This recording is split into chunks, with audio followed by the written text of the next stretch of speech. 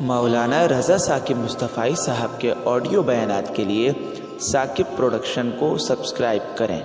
جزاک اللہ۔ دعا کی فضیلت اور آداب کے عنوان سے آج مختصر گفتگو میں نے آپ کے گوش گزار کرنی ہے۔ دعا لفظوں کے تکرار کا نام نہیں بلکہ بندگی کے اظہار کا نام ہے۔ جو بات بندہ کسی سے نہیں کہہ سکتا وہ بات اپنے رب سے کہتا ہے۔ دنیا کے کسی شخص سے مانگیں، دونوں صورتوں میں انسان کا سر جھک جاتا ہے۔ وہ انکار کر دے تب بھی اور وہ جھولی بھر دے تب بھی۔ عارف عبد المتین نے کیا خوب کہا تھا، اور جتنے بھی سہارے ہیں سبک کرتے ہیں، عزت نفس بڑھاتا ہے سہارا تیرا۔ ہر آسرا بندے کو کمزور کرتا ہے، اور احسان جتلانے کے کوئی نہ کوئی ڈھب اور طریقے انسان کی طبیعت اور فطرت ڈھونڈ لیتی ہے۔ لیکن مالک کے در پہ جو دست سوال دراز کرتا ہے، مالک اس کی جھولی رحمت سے بھرتا بھی ہے اور اس پہ خوش بھی ہوتا ہے۔ وہ فرشتوں کو کہتا ہے کہ دیکھو میرا بندہ میری چوکھٹ پہ آیا ہے اور میں اس کی جھولی بھرتا ہوں۔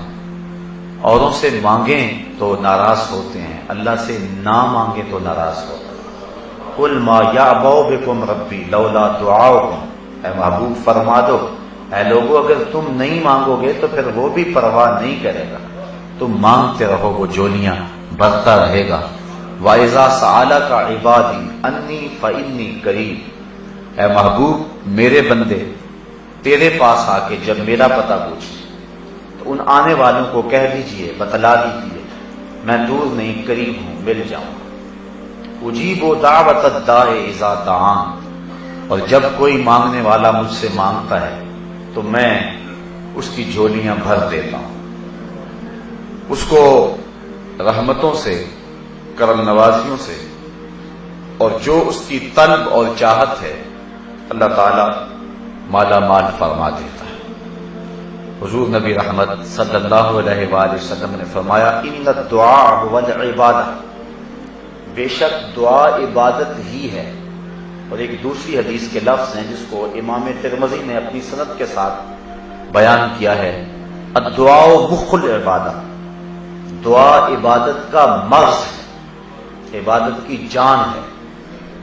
ایک اور حدیث کے پرنور الفاظ ہیں، الدعاء مفتاح الرحمہ، دعا رحمت کی چابی ہے۔ الدعاء سلاح المومن، مومن کا اسلحہ ہے۔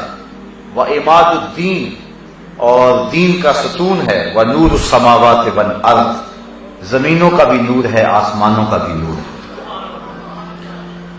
حضرت ابو ہریرہ رضی اللہ تعالی عنہ سے روایت مروی ہے، لیس شیء اکرم عند اللہ من الدعاء، اللہ کے نزدیک دعا سے زیادہ عزت والی کوئی چیز نہیں ہے۔ وہ سب سے زیادہ اس بات کو پسند کرتا ہے کہ میرا بندہ میرے حضور دعا کرے۔ اور ایک حدیث کے لفظ ہیں کہ جو شخص خوشحالی کے دنوں میں دعا کرتا ہے اللہ تعالیٰ تنگی کے دنوں میں اسے یاد رکھتا ہے۔ جب خوشحالیاں ہوں، جب اللہ آسودگی اور بہاریں عطا فرمائیں، تو جب تنگی کے دن ہوں تو اللہ تعالیٰ جل شانہ اس پر اپنی رحمتوں اور کرم نوازیوں کا نور نازل فرماتا ہے۔ تو دعا مومن کا ہتھیار بھی ہے، رب سے گفتگو بھی ہے، نیاز مندی اور عجز کا طریقہ بھی ہے، رب کو منانے کا سلیقہ بھی ہے، بندے اور معبود کے درمیان راز و نیاز بھی ہے، ایک دکھے ہوئے دل کی اپنے محبوب کے سامنے فریاد بھی ہے۔ اور جو بات بندہ کسی کے سامنے بھی نہیں کرتا کہ لوگ مذاق اڑائیں گے، وہ بغیر کسی تردد کے اپنے رب کے سامنے پیش کر دیتا ہے۔ اگر کسی سے مانگنا ہو تو وقت مناسب ڈھونڈنا پڑتا ہے کہ اس وقت تو فلاں کے سونے کا وقت ہے، لیکن رب کے حضور جب بھی حاضر ہو اس کا در کھلا ہوا پاؤ گے۔ دن کو آؤ یا رات کو، گرمی میں آؤ یا سردی میں، موسم کوئی بھی ہو، رت اور زمانہ کوئی بھی ہو، پھر جس لہجے جس زبان میں تم مانگنا چاہو تمہارا رب تمہیں دے گا۔ یہ لازمی نہیں ہے کہ شادی کا انداز ہو یا جامی کی شوخی ہو تو پھر ہی دعا قبول ہوتی ہے، یا اقبال کی ادائے کلندرانہ ہو تو پھر ہی دعا ہوتی ہے۔ وہ تو گونگوں کی صدائیں بھی سنتا ہے۔ یوں ہی ہاتھ پھیلا دو، نظم میں بولو، نثر میں بولو، عربی میں بولو، ہندی میں بولو۔ تمہارے پاس صحبان کا لہجہ نہیں ہے، تمہارے پاس لبید کا لہجہ نہیں ہے، تمہارے لفظ ٹوٹے پھوٹے ہیں، تم ہاتھ پھیلا دو، وہ ٹوٹے ہوئے لفظوں کی بھی لاج رکھے گا۔ وہ تو دل کی دھڑکنوں کی صدا بھی سنتا ہے۔ وہ تو کالی رات کے اندھیرے میں کالے پتھر پر کالے رنگ کی چیونٹی کے پاؤں سے جو آواز پیدا ہوتی ہے، تمہارا رب ارا زبیب النملۃ السودا، اس کالی چیونٹی کے پاؤں کی جو رگڑ ہے اس کو بھی تمہارا رب سنتا ہے۔ تو اس لیے جب بھی بولو سرگوشی میں بولو، پکار کے بولو، اپنے لیے مانگو، اوروں کے لیے مانگو، مانگ لیا پھر مانگو، بار بار مانگو، 100 بار مانگو، جس لہجے جس انداز میں مانگو تمہارا رب تمہاری جھولیاں بھرنے والا ہے۔ لیکن کچھ وقت، کچھ جگہیں، کچھ مقام ایسے ہیں کہ جہاں ایک مانگو تو کروڑ عطا کرتا ہے۔ کچھ اوقات شریفہ ہیں، کچھ مقامات شریفہ ہیں، یعنی کچھ جگہیں ایسی ہیں۔ میدان عرفات میں مانگو، کعبۃ اللہ کے سامنے مانگو، ملتزم پہ مانگو، اور جہاں اللہ کی رحمتوں کے اترنے کا یقین و اذعان ہے وہاں مانگو، کسی نیک بندے کے پاس بیٹھ کر کے مانگو۔ تو جہاں مواقع اچھے ہیں وہاں مانگو تو عطا کرتا ہے۔ پھر کچھ دن اور کچھ لمحے ایسے ہوتے ہیں جن لمحوں میں دعا قبول ہوتی ہے۔ یوم عرفہ کو مانگو، ہفتے کے اندر جو دن ہیں 7 ان میں جمعے کے دن مانگو، مہینوں میں رمضان کے ماہ نور میں مانگو۔ اسی طرح ساعتوں اور گھڑیوں کو لیں تو پچھلی رات کے درمیانی حصے میں مانگو، فرض نمازوں کے بعد مانگو تو وہ تمہارا رب تمہاری دعاؤں کو مستجاب فرمائے گا۔ دعاؤں، التجاؤں اور تمناؤں کو اپنے رب کے حضور پیش کرنا، یہ اپنے رب سے ہم کلام ہونے کا ایک بہانہ ہے۔ ایک بزرگ سے پوچھا گیا دعا کیا ہے؟ کہا ایک گناہ کیا تھا، 20 سال ہو گئے توبہ کرتے ہوئے۔ ایک گناہ کیا تھا، 20 سال توبہ کرتے گزر گئے، روز اٹھ کے مانگتا ہوں، روز اٹھ کے توبہ کرتا ہوں، روز اٹھ کے اس کے در پہ حاضر ہوتا ہوں۔ تو ایک گناہ کیا تھا اور 20 سال سے مانگ رہا ہوں، 20 سال سے توبہ کر رہا ہوں، اس کی چوکھٹ پہ آنے کا ایک بہانہ ہے۔ تو اس سے مانگتے رہو، اس کے حضور حاضری دیتے رہو، اس کی چوکھٹ پہ اپنا دامن پسارتے رہو، اپنی جھولی پھیلاتے رہو۔ کچھ اوقات ایسے ہیں جن اوقات میں دعا بہت جلد قبول ہوتی ہے۔ جب لشکر آمنے سامنے کھڑے ہو جائیں، کفر اور اسلام کی لڑائی ہو اور سارے صفیں باندھ لیں، تو حدیث میں آتا اس وقت آسمان کے دروازے کھل جاتے ہیں اور جو دعا مانگو اللہ اس وقت پوری فرماتا ہے۔ اسی طرح اذان اور اقامت کے درمیان جو دعا مانگی جائے اللہ اسے رد نہیں فرماتا۔ جب بارش برس رہی ہو تو برستی بارش کے موسم میں جو دعا مانگو اللہ اس دعا کو بھی قبول فرماتا ہے، اور سجدے میں جو دعا مانگی جائے اس دعا کو بھی رد نہیں کیا جاتا، اللہ اس دعا کو بھی قبول فرماتا ہے۔ دعا مانگنے کا ادب یہ ہے کہ قبلہ کی طرف منہ کر کے کھڑے ہو جائیں یا بیٹھ جائیں اور اپنے دونوں ہاتھ یا اپنے سینے کے برابر اور یا اپنے کندھوں کے برابر پھیلا لیں۔ سیدھے ہاتھوں سے مانگے، الٹے ہاتھوں سے نہ مانگے۔ حضور علیہ السلام جب ہاتھ پھیلاتے تھے صحابہ فرماتے ہیں حضور کی بغلوں کی سفیدی نظر آنے لگتی تھی۔ تو اپنے ہاتھ پھیلا لیں اللہ کے حضور، یہ مانگنے کا ادب ہے اور مانگنے کا طریقہ ہے۔ آسمان کی طرف نظر نہ اٹھائیں بلکہ اپنے ہاتھوں کی طرف نظر رکھیں اور اللہ سے مانگیں۔ دعا مانگنے کا ایک ادب یہ ہے کہ دعا میں سجا نہ ہو، یعنی تکلف کر کے جوڑ اور ردیف اور قافیہ ملانے کی کوشش نہ کریں۔ اگر کسی کی گفتگو مکفّہ مسجع ہوتی ہے اور وہ تکلف کے بغیر جو ہی جب بولتا ہے تو اس کی گفتگو ایسی خوبصورت ہوتی ہے تو وہ تکلف سے باہر ہو، ورنہ لفظ جوڑ جوڑ کے اور تکلف کے ساتھ لفظوں کی کتاریں لگانا تو توجہ بٹ جائے، بلکہ اللہ سے ٹوٹے ٹوٹے لفظوں میں مانگو۔ وہاں اپنی عبادت نہ دکھاؤ، وہاں لفظوں کے جادو نہ جگاؤ، وہاں ٹوٹے پھوٹے لفظوں سے مانگو۔ اللہ اکبر۔ اور دعا مانگنے کا ایک ادب یہ ہے، تضرع اور خشوع کے ساتھ مانگو، زاری کے ساتھ مانگو۔ ادعوا ربکم تضرعا وخفیا، اپنے رب کو خفیہ انداز میں اور زاری کرتے ہوئے پکارو، کیونکہ آنکھوں سے بہتے ہوئے آنسوؤں کی وہ لاج رکھتا ہے، اور گناہگار کی آنکھ کا پانی اللہ کے غصے کی آگ کو ٹھنڈا کر دے۔ ایک بزرگ تھے اور وہ بہت دریا دل تھے، ان کے پاس جو بھی آتا اس کو عطا کرتے۔ نوبت ایسی بھی آئی کہ انہوں نے قرضے اٹھا اٹھا کے لوگوں کو مالا مال کیا۔ وقت آخر آنا تھا، تقاضا کرنے والے آپ پہنچے۔ اب انہیں یہ فکر تھی کہ میں اپنے مہمانوں کی خدمت کیا کروں، کیونکہ جو اللہ والے ہوتے ہیں انہیں اس چیز کا لحاظ اور خیال ہوتا ہے۔ حضرت غوث اعظم شیخ عبد القادر جیلانی علیہ رحمہ فرماتے ہیں، آدھی فقیری بھوکوں کو کھانا کھلانا اور ننگوں کو کپڑے پہنانا۔ حضرت بابا بلے شاہ فرماتے ہیں، اٹ کھڑ کے دکڑ بچے تتا ہوئے چلہ، آن فقیر کھا کھا جاون راضی ہوئے بلا۔ یہ فقیر کا مزاج ہوتا ہے، وہ کھلا کے خوش ہوتا ہے، اس کا گھر بھی لٹ جائے اس کو اس کی پرواہ نہیں ہوتی، وہ غنی ہوتا ہے، اور غنا کا تعلق دل سے ہے۔ شیخ سعدی فرماتے ہیں، سخاوت بدل است نہ بمال، بزرگی بعقل است نہ بسال۔ بزرگی عقل سے ہوتی ہے، سالوں سے نہیں ہوتی، اور جو غنا ہے وہ دل سے ہوتی ہے، مال سے نہیں ہوتی۔ انہیں یہ فکر لاحق تھی کہ یہ میرے مہمان آئے بیٹھے ہیں، ان کی خدمت کریں گے۔ ایک بچہ حلوہ بیچتا تھالی میں رکھ کے گزرا اور آواز لگائی، بابا جی نے کہا کہ یہ میرے مہمانوں کو کھلا دو، میں تمہیں پیسے دے دیتا ہوں۔ اس نے شکر کیا کہ میں نے شام تک بیچنا تھا، ایک لمحے میں میرا کام بن گیا، سارا مہمانوں کو کھلا دیا۔ کہا بابا جی پیسے، کہاں بیٹھ گیا۔ بچہ بیٹھ گیا، 2 4 10 لمحے گزرے، اس نے پھر کہا بابا جی پیسے، کہا ان سب نے پیسے لینے ہیں، جب انہیں دوں گا تمہیں بھی دے دوں گا۔ بچے نے جب یہ سنا تو اٹھ کے رونا شروع کر دیا۔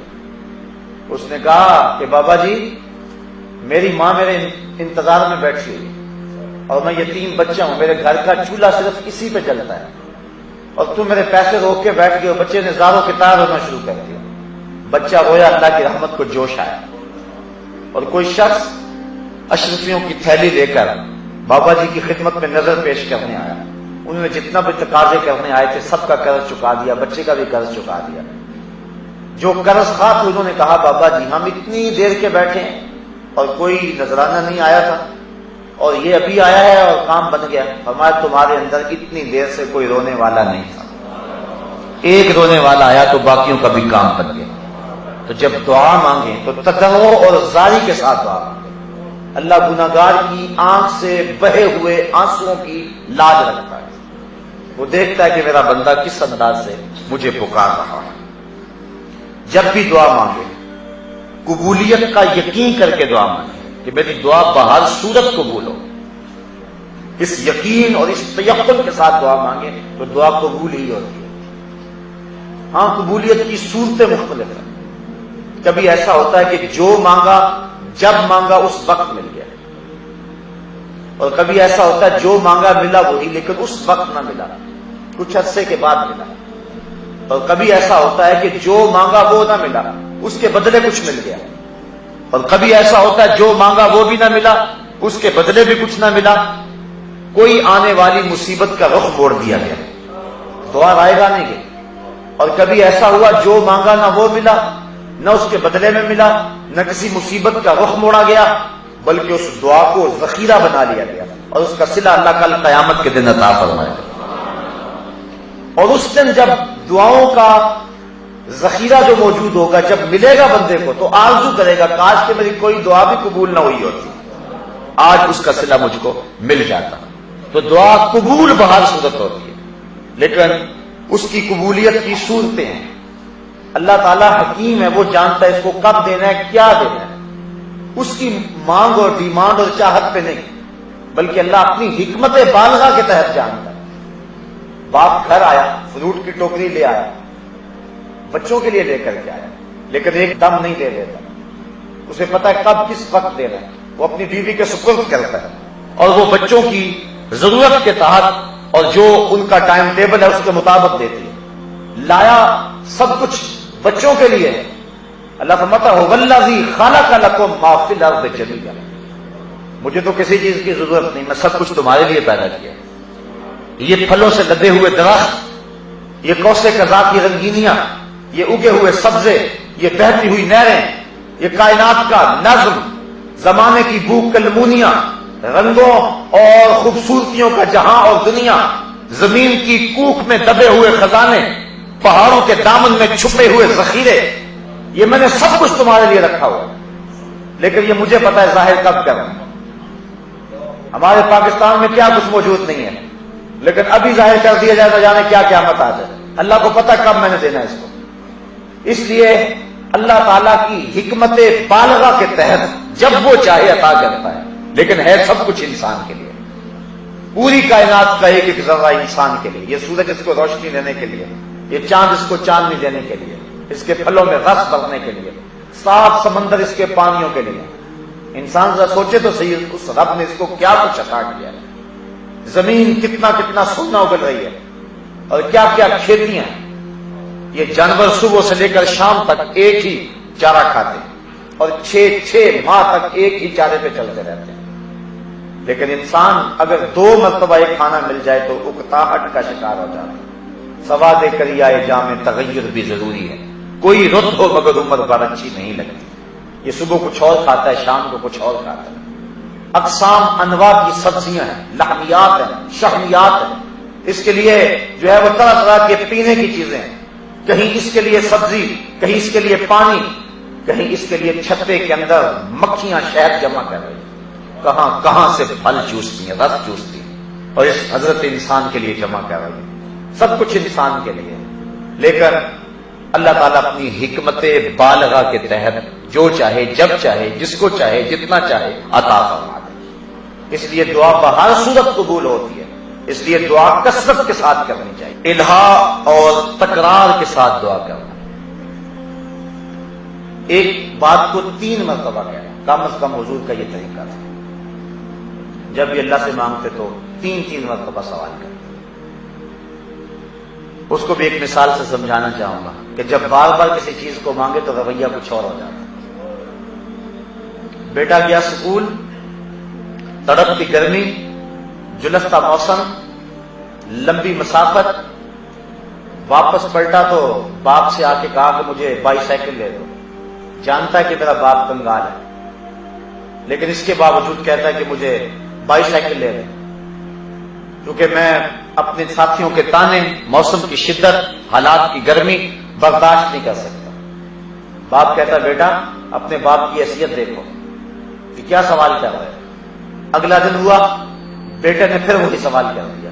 باپ آج تھوڑا سا تلخ ہو گیا، کہنے لگا کل بھی کہا تھا، اگر میرے پاس استطاعت ہوتی تو کس بات کا جی نہیں چاہتا. بار بار وہی بات کہہ رہے ہو. بیٹا چپ ہو گیا. تیسرے دن پھر آ کے باپ کو کہا تو باپ آج زیادہ تلخ ہو. کہنے لگا کسی کا گھر لوٹوں، ڈاکہ ماروں، کسی کی دیوار پلانگو، کیا بات کر رہے ہو. تو بیٹے نے کہا ابا جی آپ تلخ ہو رہے ہیں، آپ گرم ہو رہے ہیں، لیکن مجھے بتاؤ میں بھی آپ کے علاوہ کس سے مانگوں. تو یہ جملہ جب باپ سنتا ہے تو اس کا دل پسیج جاتا ہے. پھر اس کا لہجہ، اس کی گرمی، اس کی شدت، اس کی حرارت، اس کی تلخی ختم ہو جاتی ہے. پھر اس کا ذہن منصوبے تراشنے لگ جاتا ہے. میں کیا بیچوں، میں کیا کروں. شہر میں آ کر پڑھنے والوں بھول گئے ہو کس کی ماں زیور بیچا ہے. پھر کیا کیا جتن کرتی ہیں مائیں، کسی کے گھر کے برتن مانجنے پڑے تو اس سے بھی گریز نہیں کرتی. کیا کچھ نہیں ہوتا. تو ایک چیز ایک بار مانگی، رد عمل اور تھا. دوسری مرتبہ مانگا، رد عمل اور تھا. تیسری مرتبہ مانگا، رنگ ہی بدل گیا. لیکن جب باپ کو بیٹے نے یہ گزارش کی کہ ابو میں اور کس طرح پہ جاؤں، میں نے ہمسایوں سے تو نہیں مانگنا، میں نے تو آپ سے ہی مانگنا ہے. باپ کے لہجے میں تبدیلی آ گئی.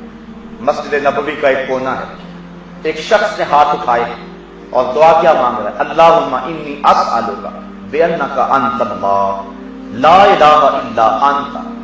اے اللہ میں تجھ سے اس لیے مانگتا ہوں کہ تو میرا اللہ جو ہے، تیرے علاوہ تو کوئی ہے ہی نہیں کہ جس سے مانگوں.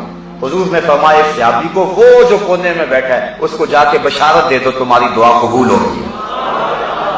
تو جب یہ ڈھب اختیار کر لیا جائے، حضرت مولا کائنات حضرت علی المرتضیٰ رضی اللہ تعالی عنہ کا ایک جملہ سنیے، اور کتنا خوبصورت جملہ اور مانگنے کا کیسا کرینہ ہے۔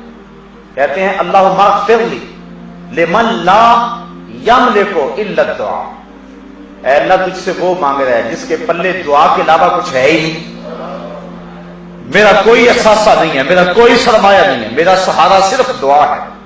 اے اللہ اس شخص کو بخش دے جس کا آسرا اور جس کا سہارا صرف دعا ہے۔ اب بتائیے اس انداز سے مانگا جائے تو رحمت کے دربار نہیں ہوں گے؟ اللہ تعالیٰ اپنی کرم نوازیوں سے مالا مال نہیں کر دے گا؟ وہ تو اتنا کریم ہے۔ حدیث سنیے، ان ربکم حیی کریم یستحیی من عبدہ اذا رفع یدیہ ان یردہما صفرا، تمہارا رب حیا کرنے والا، کرم کرنے والا ہے۔ جب بندے اس کے سامنے ہاتھ پھیلا کے دعا کرتے ہیں، اللہ فرماتا ہے مجھے شرم آتی ہے ان کے اٹھے ہوئے ہاتھوں کو خالی کیسے موڑ دوں۔ جب انہوں نے مجھ سے ہی مانگا ہے، میں نے بھی نہ دیا تو کون دے گا؟ تو جب کوئی یہ دعا کرتا ہے کہ مالک تو میرا رب ہے، اللہ اکبر، اللہم انت ربی وانا عبدک، اے میرے مالک تو میرا رب اور میں تیرا بندہ، جب یہ کوئی انداز اختیار کر لیتا ہے تو پھر اللہ تعالیٰ اس کی جھولیاں بھر دیتا ہے۔ وہ تو اتنا کریم ہے، اس کو پکار کے تو دیکھ، بت کے آگے ہاتھ جوڑ کے زلیخا کہتی ہے یا صنمی، یا صنمی، او میرے بت مجھے یوسف ملا دے۔ رو رو کے بوڑھی ہو گئی، بالوں میں چاندی اتر گئی اور آنکھوں کی روشنی ختم ہو گئی، چہرے پہ جھریاں پڑ گئی، جمال رخصت ہو گیا، حسن جاتا رہا، آواز بیٹھ گئی، بڑھاپے کے آثار ظاہر ہو گئے۔ روز صبح اٹھتی ہے شام تک، شام کو صبح تک بت کے آگے ہاتھ جوڑ کے کہتے یا صنمی، یا صنمی، یا صنمی، اے میرے بت، اے میرے بت میرا یوسف ملا دے مجھ کو۔ لیکن وہ پتھر کا بنا ہوا مادو اور بت کیا اس کو جواب دیتا؟ ایک دن پچھلی رات کا پہر ہے، بت کے آگے ہاتھ جوڑے کھڑی ہے، یا صنمی کا وظیفہ پڑھ رہی ہے، نیند کا جھٹکا آیا، زبان بل کھا گئی، کہا یا سامدی، یا سامدی، اے بے نیاز، اے بے نیاز۔ کہا جبریل جلدی جا، جبریل جلدی پہنچ، یوسف کے گھوڑے کا رخ موڑ دے، ملا دے اسے بچھڑی ہوئی کو یوسف ملا دے۔ عرض کی مالک یہ تجھے تو نہیں پکار رہے، یہ تو بت کو پکار رہے۔ ہاتھ اس کے سامنے جوڑے ہوئے، فرمایا جبریل اتنا عرصہ ہو گیا بت کو پکارتے ہوئے، بت نے سے یوسف نہیں ملایا، اور آج جیسے بھی ہے اس نے میرا نام تو لیا ہے، اگر آج بھی یوسف نہ ملا پھر صنم اور صمد میں فرق کیا رہا؟ اس لیے یوسف کے گھوڑے کا رخ موڑ دے اور اس کو ملا دے یوسف۔ اس سے مانگ کر کے تو دیکھو، وہ اتنا کریم ہے، وہ کہتا ہے مجھ سے مانگو، مجھ سے مانگو، الہا و تکرار کے ساتھ مانگو، زاری کر کے مانگو، قبولیت کے یقین سے مانگو، تضرع اور خشوع سے مانگو، تکلف نہ کرو، تم لفظ جوڑنے کی کوشش نہ کرو، وہ تمہارے دلوں کی دھڑکنوں کو جانتا ہے، اداکاری کرنے کی کوشش نہ کرو، وہ تمہارے دل کی دھڑکن اور تمہارے اندر کی کیفیت کو جانتا ہے۔ زاری کرو اور اپنے عجز کو پیش کرو، ما سوی اللہ سے منقطع ہو جاؤ، کسی غیر کی طرف نظر بھی اٹھا کر کے نہ دیکھو، کہا مالک تو ہی ہے، بس تیرے علاوہ کوئی چارہ نہیں ہے۔ پھر دیکھنا رحمت کے دروازے کیسے کھلتے ہیں، کیسے کرم نوازیاں ہوتی ہیں۔ دعا کا عادت یہ ہے کہ آغاز اس کا الحمدللہ سے کیا جائے، اللہ کی حمد سے، اور پھر حضور پر درود پڑھا جائے۔ پھر اس کے بعد جب بھی دعا مانگے سب سے پہلے اپنے لیے مانگے، اپنی ذات سے آغاز کریں، پھر اوروں کے لیے مانگے۔ اوروں کے لیے جو دعا مانگی جاتی ہے وہ بہت جلد قبول ہوتی ہے۔ فرمایا پاک منہوں سے دعا مانگو۔ عرض کی حضور پاک منہ کیسے ہوں گے؟ فرمایا ایک دوسرے کے حق میں پاک، تو ایک دوسرے کے حق میں مانگو، اللہ قبول فرمائے گا۔ دعا کا باطنی ادب یہ ہے کہ خلوص کے ساتھ دعا مانگی جائے اور سچی توبہ کر کے دعا مانگی جائے۔ جب توبہ سچی ہو تو پھر دعا کی قبولیت میں دیر نہیں لگتی۔ امام غزالی نے لکھا ہے کہ بنی اسرائیل میں بارش ہو ہی نہیں رہی، حضرت موسیٰ علیہ السلام اپنی قوم کو لے کر کے 3 دن تک میدان میں جاتے رہے، اللہ سے دعا مانگتے رہے۔ تیسرے دن حکم ہوا کہ جو قوم تم لے کر کے آتے اس میں ایک چغل خور ہے، جب تک وہ نکلے گا نہیں باہر یا توبہ نہیں کرے گا بارش نہیں ہوگی۔ عرض کی مالک مجھے بتا کہ وہ چغل خور کون ہے تاکہ میں اسے نکال دوں۔ کہا موسیٰ خود ہی تو میں چغلی کی مذمت کر رہا ہوں، خود چغلی کروں، میں نہیں بتاؤں۔ تو حضرت موسیٰ علیہ السلام نے کہا بھیا ایک شخص کی وجہ سے بارش رکی ہوئی ہے، وہ نکل جائے۔ اس نے دل ہی دل میں سوچا اگر میں نکلا تو سوا ہو جاؤں گا اتنے لوگوں کے ساتھ۔ دل ہی دل میں توبہ کی، مالک میری وجہ سے اتنے لوگ پریشان ہیں، میں سچی توبہ کرتا ہوں۔ ادھر توبہ ہوئی، ادھر چھم چھم بارش برسنے لگی۔ تو جب توبہ سچی ہو تو پھر دعا قبول ہوتی۔ دعا کی قبولیت کی ایک شرط یہ ہے کہ رزق پاک ہو، اگر رزق پاک نہ ہو تو دعا قبول نہیں ہوتی۔ اور جو نیک لوگ دعا کرتے ہیں عامت المسلمین کے لیے، اس دعا سے بھی اس شخص کا حصہ نکال دیا جاتا ہے۔ حضور نے ایک شخص کا تذکرہ کیا کہ جو طویل سفر کر کے کعبۃ اللہ کے سامنے کھڑا، یمدو یدیہ، ہاتھ لمبے لمبے کر کے دعا مانگتا ہے۔ وَمَطْعَمُهُ حَرَامٌ وَمَلْبَسُهُ حَرَامٌ وَمَشْرَبُهُ حَرَامٌ وَغُذِيَ بِالْحَرَامِ أَنَّا يُسْتَجَابُ لِذَلِكَ۔ حضور فرمایا اس نے جو کھایا ہے وہ حرام کا ہے، جو پیا ہے یہ حرام کا ہے، جو غذا دی گئی وہ حرام کی، جو لباس پہنا ہوا اس کا تانا بانا حرام کا ہے۔ فرمایا مجھے بتاؤ اس کی دعا کیسے قبول ہو؟ تو جب رزق پاک ہوگا تو پھر دعا قبول ہوگی، اور جب رزق پاک نہیں ہوگا تو پھر دعاؤں کی قبولیت رک جایا کرتی ہے۔ تو یہ دعا کے ظاہری اور باطنی آداب ہیں جن کی رعایت کر کے ہم دعا مانگیں تو اللہ تعالیٰ جل شانہ اپنی کرم نوازیوں کا نور ہم سب کے اوپر نازل فرمائے گا۔ دعا اپنے رب سے سرگوشی کرنے کو کہتے ہیں۔ دعا رحمتوں کا ایک خزانہ ہے، اور بندہ جب الہاؤزاری کے ساتھ اپنے رب کو پکارتا ہے تو پھر اس کو دور نہیں پاتا۔ جو آیت کریمہ میں نے آپ کے سامنے تلاوت کی اس میں اسی مضمون کو بیان کیا گیا، وَإِذَا سَأَلَكَ عِبَادِي أَنِّي فَإِنِّي قَرِيبٌ۔ اے حبیب میرے بندے جب تیرے پاس آ کے میرا پوچھتے ہیں ان آنے والوں کو بتا دے کہ میں دور نہیں قریب ہی ہوں۔ اور پھر فرمایا کہ جب کوئی دعا مانگنے والا دعا مانگتا ہے تو میں اس کی دعا کو قبول کرتا ہوں۔ آج اللہ کی توفیق سے، اس کی کرم نوازیوں سے یہ جو فہم دین کورس شروع ہوا تھا حسب سابق اس سال کے، آج اپنے نقطۂ اختتام کی طرف پہنچ رہا ہے، اور آج اختتامی دعا کر کے آپ سے اجازت چاہوں گا۔ میں آج آپ سب لوگوں کے لیے بصمیم قلب دعا کرنی ہے، اپنے لیے، آپ کے لیے، اور آپ نے اپنے لیے بھی اور میرے لیے بھی دعا کرنی ہے۔ یہ بہت سارے لوگوں نے مجھے دعا کا کہا، اس کے علاوہ فون کے ذریعے اور مختلف ذرائع سے مجھے دعا کے لیے بہت سارے لوگوں نے کہا، اور یہ ہر شخص کی ضرورت اور حاجت ہے۔ ہم کلہم محتاج اللہ ہیں، اس لیے جب بھی کہیں کوئی دعا کے لیے ہاتھ اٹھانے لگے تو ہر شخص کی آرزو ہوتی ہے کہ میرے لیے دعا ہو جائے۔ بہت سارے لوگوں کی آرزو یہ ہوتی ہے کہ میرا نام لے کر کے دعا ہو۔ نام لیں یا نہ لیں اللہ سب کی سنتا ہے، لیکن بہرحال یہ آرزو یہ قبولیت کی خواہش میں ہوتی ہے، اسی آرزو میں ہوتی ہے۔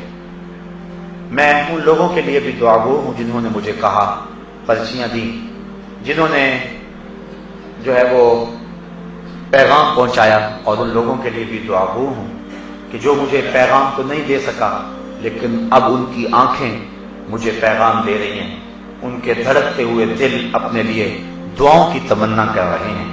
جس طرح آپ کے دل دھڑک رہے ہیں، یقیناً میرا دل بھی دھڑک رہا ہے، اور میں آپ کی آمین کے ساتھ اور آپ کی دعا کے ساتھ اللہ کی رحمتوں اور کرم نوازیوں کے نور کو اپنے لیے چاہتا ہوں۔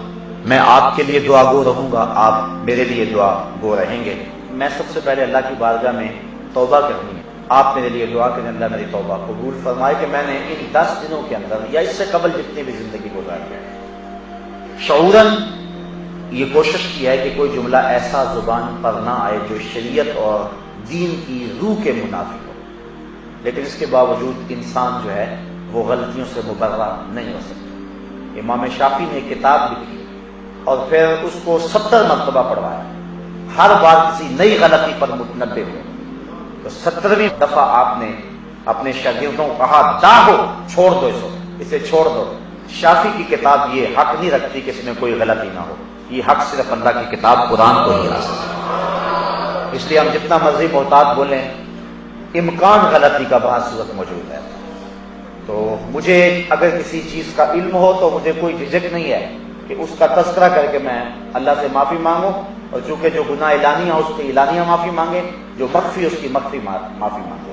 اس لیے مجھے آپ کے سامنے کوئی جھجک نہیں ہے. میرے نزدیک اللہ کی رضا سب سے مقدم ہے اور یہ مومن کے لیے ہونی چاہیے. لیکن اس کے باوجود سہواً اگر مجھ سے یا قصداً کوئی ایسی بات زبان سے نکل گئی جو شریعت کے مزاج کے مطابق نہیں تھی, تو میں اس بڑی بزم میں اپنے رب سے توبہ کرتا ہوں. اللہ تعالیٰ میری توبہ قبول فرمائے اور مجھے آئندہ بھی حق بات کہنے کی توفیق نصیب فرمائے. اب دعا کے جو آداب میں نے آپ کے سامنے رکھے ہیں کہ اس کو اپنے ہاتھ یا تو کندھوں کے برابر یا پھر اپنے چہرے کے برابر, اور نظر ہاتھوں پہ رہے, آسمان کی طرف بار بار نظر اٹھانا یہ دعا میں مکروہ ہے. اور پورے یقین اور تیقن کے ساتھ آپ دعا مانگیں. اللہ تعالیٰ جل شانہ کی بارگاہ میں بس ہمیں میں قلب دعا ہے کہ وہ ہماری دعاؤں کو قبول فرمائے. میں آپ سب کے لیے دعا گو ہوں, آپ میرے لیے دعا گو ہیں. پہلے چند لمحوں کے لیے استغفر اللہ ربی من کل ذنب واتوب الیہ.